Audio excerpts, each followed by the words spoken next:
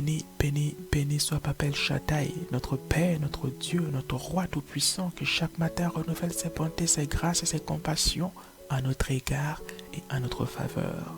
Alléluia. Amen. Mon frère, ma soeur, je suis content, je suis heureux en ce moment de pouvoir avec toi partager ces instants dans lesquels le Père nous reçoit, dans lesquels le Père nous permet ensemble de manger sa sainte parole, qui est un pain de vie, qui est un pain vivant, un pain puissant pour nous.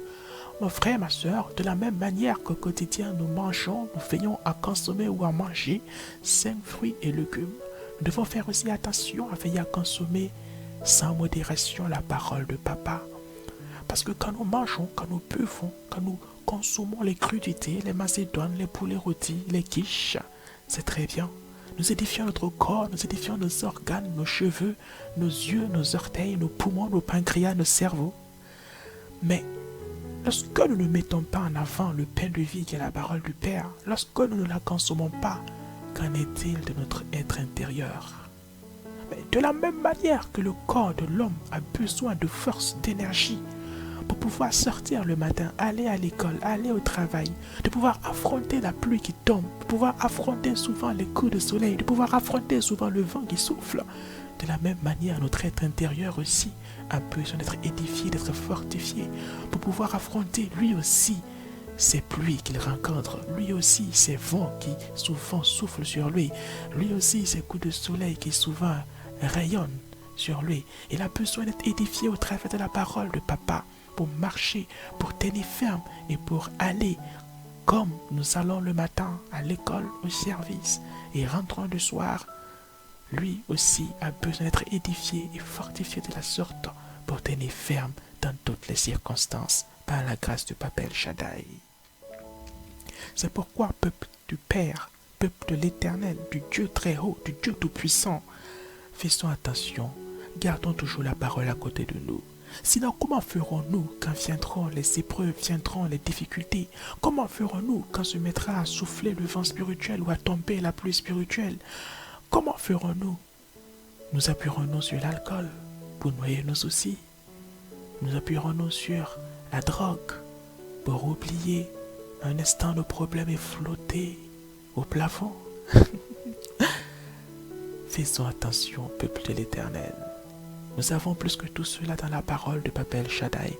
Alors, faisons de la parole le premier de nos fruits et le premier de nos légumes.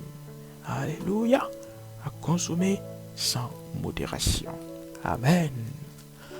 En ce moment, par la grâce de Papa et sous la bonne conduite de l'excellent et du merveilleux Saint-Esprit, mon frère, ma soeur, nous allons apprendre quelque chose de très important dans ce thème que le Saint-Esprit nous donne de partager en ce moment, qui s'appelle la relation entre père et fils, ou encore la relation entre père et fille. Alléluia, parce que le peuple de Papa est composé de fils et de filles. Nous sommes enfants du Père en Jésus-Christ de Nazareth. C'est pourquoi, mon frère, ma soeur, nous allons ensemble dans le livre de Colossiens au chapitre 3, à partir du verset 20 au verset 21. Colossiens chapitre 3, versets 20 et 21. Est-ce que tu es prêt, mon frère? Est-ce que tu es prête, ma soeur? On peut y aller? Alléluia. Colossiens chapitre 3, versets 20 et 21. On y va. Verset 20. Enfants, obéissez en toutes choses à vos parents, car cela est agréable dans le Seigneur. Il y a quelque chose ici de très important que le Père nous enseigne. Il y a quelque chose ici de très important que le Saint-Esprit nous apprend. Nous sommes tous des enfants du Père. Nous avons tous été rachetés par le sang de notre Seigneur Jésus-Christ versé à la croix. Au travers de ce lien-là, au travers de ce sacrifice extraordinaire qu'il a opéré, il nous a permis, dans sa grâce, dans son amour, sans être forcé de manière volontaire, d'être aussi enfant de Papa El Shaddai. Mais quelle doit être la relation que nous devons entretenir avec notre Père qui est dans les cieux? Quelle doit être l'intimité que nous devons avoir avec notre Créateur et notre Papa céleste? C'est ça la bonne question, mon frère. C'est ça la bonne question, ma sœur. Qu'est-ce que nous devons faire pour plaire à Papa El Shaddai? Mais c'est ça qui est très important. Ne va pas chercher loin, mon frère. Ne va pas chercher loin, ma sœur. Tout est là. Alléluia. La réponse est là, sous nos yeux. Mais en même temps, la réponse a derrière des éléments spirituels importants que nous devons saisir. Le Père nous dit ici, enfant, Papa nous dit ici, à nous en tant que ses enfants, enfants, obéissez en toutes choses à vos parents. Alléluia. Le Père est le premier des parents. Il nous demande quoi? L'obéissance. Quand tu prends une famille terrestre, quand tu prends une famille, mon frère, ma soeur, quel que soit le pays, quelle que soit la race, quelle que soit la couleur de peau, quelle que soit la nationalité, quelle que soit la culture, le père demande à ce que son fils ou sa fille lui soit obéissant ou obéissante. Que tu ailles en Chine, aux États-Unis, en Angleterre, au Burkina Faso, au Congo, au Tchad, en France, même si tu vas dans des villes comme le Havre ou comme Bamako au Mali, dans toutes ces familles-là, les enfants obéissants se font positivement distinguer. Mais il y a quelque chose ici d'important, mon frère, ma soeur, que nous devons saisir, que nous devons cerner. Le Père ne nous demande pas en quelque sorte d'être parfait à 100%, non. Dans toute famille que tu considéreras, tu feras que l'enfant, malgré sa sagesse, malgré son obéissance, il arrive des moments où il commet des bêtises. Mais tu ne verras jamais quelqu'un dire, ce garçon-là, qui est né sous le nom de Gérard, comme son père Gérard, à cause du verre qu'il a cassé, à cause de la bêtise qu'il a faite, à cause de l'erreur qu'il a faite, s'appelle aujourd'hui Patrick. De la famille Patrick. Non. Quelle que soit la bêtise que Gérard Junior a faite, quelle que soit l'erreur que Gérard Junior a faite, jusque dans sa vieillesse, il sera toujours appelé Gérard. Il appartiendra toujours à la famille des Gérard. Et c'est ce que le Père nous enseigne ici. Nous faisons attention à la parole. Nous devons tout faire pour être obéissants à Papa. Nous devons tout faire pour marcher dans les voies de Papa. Mais le fait que tu aies commis des erreurs, le fait que tu aies commis des fautes, ne doit pas te laisser être culpabilisé par le diable au point de baisser les bras, au point de lâcher l'affaire, au point de te laisser abattre, au point de te laisser décourager, déprimer et de te sentir rejeté de la famille Gérard pour aller appartenir à la famille Patrick. Non. Est-ce que tu comprends ça, mon frère, ma soeur? Le Père ne t'encourage pas à désobéir, non. Le Père t'encourage à marcher dans l'obéissance. C'est pourquoi, mon frère, ma soeur, en ce moment, le Père te parle, le Père t'interpelle, le Père te dit, mon fils, ma fille, quel qu'en soit-il, je veux que tu m'obéisses, quel qu'en soit-il, je veux que tu marches dans mes voies et dans ma volonté, mais en ce moment même, quel qu'en soit Alpha, quelle qu'en soit l'erreur que tu as commise, quelle qu'en soit la faute que tu as commise, sache-le, que tu es mon fils, tu es ma fille. Maintenant, dans la famille, fais tout ce qui est possible, fais tout ce que tu peux, mais emploie toute ta force, toute ton intelligence, toute ton énergie à m'être obéissant. C'est ça que nous devons comprendre dans la relation entre notre papa et nous. Le Père ne prend pas plaisir à nous créer des ennuis. Non. Ne te presse pas mon frère, ne te presse pas ma soeur. Tu vas comprendre ça tout de suite. Par la suite, dans la grâce du Saint-Esprit. Mais avant de poursuivre au verset 21, allons plus en amont dans le livre d'Exode au chapitre 20 et au verset 12. Ce que j'aime avec la parole de papa, c'est qu'elle se contredit jamais. Exode chapitre 20 verset 12. Le Père nous dit là-bas, depuis l'Ancien Testament: honore ton père et ta mère, afin que tes jours se prolongent dans le pays que l'Éternel, ton Dieu, te donne. Honore ton père et ta mère, afin que tes jours se prolongent dans le pays que l'Éternel, ton Dieu, te donne. Ah ah, tu comprends pourquoi est-ce que papa te dit d'être obéissant? Pourquoi? Parce qu'il veut ton bien, parce qu'il veut ta victoire, parce qu'il veut ta prospérité, parce qu'il veut ton succès.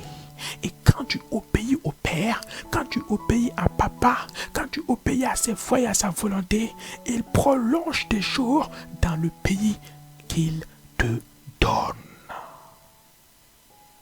Alléluia. Que le Père nous aide tous à marcher toujours dans l'obéissance. Ne regarde pas ce passage, ne regarde pas cet enseignement que le Saint-Esprit nous donne comme étant une possibilité, comme étant une porte à être désobéissant pour revenir demander pardon plus tard. Non, c'est que tu n'as pas bien compris. Est-ce que tu saisis la parole de papa? Papa ne te rejette pas parce que tu n'arrives pas à être obéissant. Mais il te rappelle à l'ordre. Il te rappelle à l'ordre. Il te rappelle que son amour est toujours là pour toi.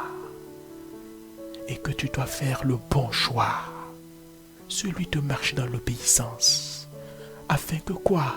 Afin que tes jours se prolongent dans le pays qu'il te donne. Alléluia. Papa ne parle pas au passé. Il n'a pas dit qu'il t'a donné. Il parle au présent, le pays qu'il te donne. Alléluia. Amen. Maintenant, mon frère, ma soeur, tu vas mieux comprendre ce que le Saint-Esprit vient de nous enseigner dans ce verset. Verset 21. Le Père s'adresse maintenant au papa. Écoute-moi bien, mon frère et ma soeur. Le Père, qui est le modèle par excellence, donne ici une recommandation, un commandement, une direction aux différents papas, aux différents parents, si tu veux. Le Père nous dit, verset 21, Père, n'irritez pas vos enfants, de peur qu'ils ne se découragent. Mais ça, c'est quelque chose de puissant, mon frère. Ça, c'est quelque chose de très puissant, ma soeur. Père, n'irritez pas vos enfants de peur qu'ils ne se découragent. Le Père des Pères dit aux parents sur terre, dans tout ce que vous faites pour vos enfants, dans toute relation que vous entreprenez avec vos enfants, faites tout votre possible pour ne jamais décourager vos enfants. Mais j'ai une question là à te poser. Écoute-moi bien, mon frère, ma soeur, j'ai une question là à te poser. Si papa, le papa par excellence, le modèle de papa par excellence, ordonne aux parents sur terre de ne pas décourager leurs enfants, pourquoi crois-tu que les difficultés auxquelles tu fais face viennent de papa Adonai? C'est la question que j'ai à te poser en ce moment. Pourquoi crois-tu que les complications auxquelles tu fais face viennent du Père? Si le Père lui-même dit aux parents sur terre de ne pas décourager leurs enfants, oh combien papa qui est dans les cieux ne permettra-t-il pas que des situations viennent aller à l'encontre de sa parole pour te décourager? Eh bien, il ne le permettra pas.